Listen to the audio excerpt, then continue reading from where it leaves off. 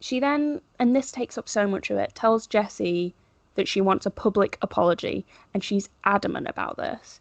And Jessi tells her that they should just keep this offline, and if she wants some sort of apology or something, Jessi's not going to give it, so she should just sue her, and they'll see what happens in court. Like if Oh my she's right, then she'll God. just sue her.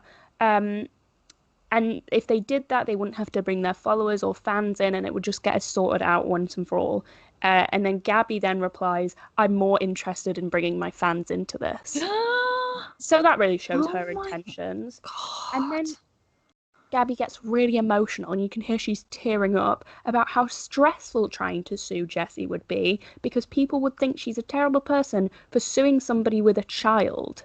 So she's happy to impact Jessi's career and income when she's attacking her on YouTube because YouTube is Mm, much of Jessi's income, and she's happy to attack that and threaten that. But if it came to doing it in court where she might be proved wrong in a court of law, she yeah. can't do that. She won't do that. She won't threaten Jessi's family. And then she brings up the fact that Jessi's child is in speech therapy at the minute in sort of a threatening way, being like, I don't want to be the person that sues the woman whose child's in speech therapy or something like that. And it was awful to listen to. Oh my The fact God. that she brought her child into it at all, horrible.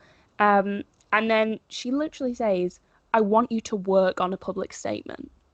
Um, so I don't know, it's just scary that that's an insight into how she is in private.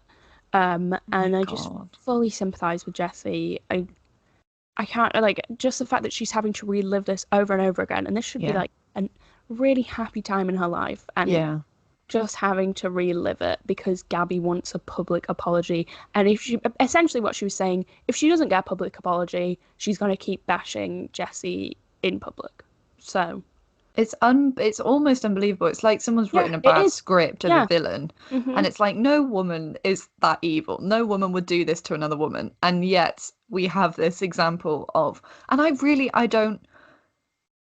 don't know what I would do in that situation if No. somebody that I used to be friends with publicly is just supporting it, listening to their side of the story after, and then telling me about it and bringing it up Exactly. over and over again in the public because she wants attention from it. Like, I would get, I would, I don't know what I would do. I would probably like block her on everything. I Yeah. would try and get her out of my life in every. But then if that's how she gets herself relevant again by bringing it up, I think she should try and sue her because it won't friggin' she'll get a Exactly. restraining order put against her. Yeah. Like, I think Gabbie as she has this should. view that like Jessi is obsessed with her, and she's just not. Like I remember again back in the day, Jessi was kind of I was on YouTube. She did story times, things like that, and she never specified what any of the story times were about, who they were about, which is common with story times.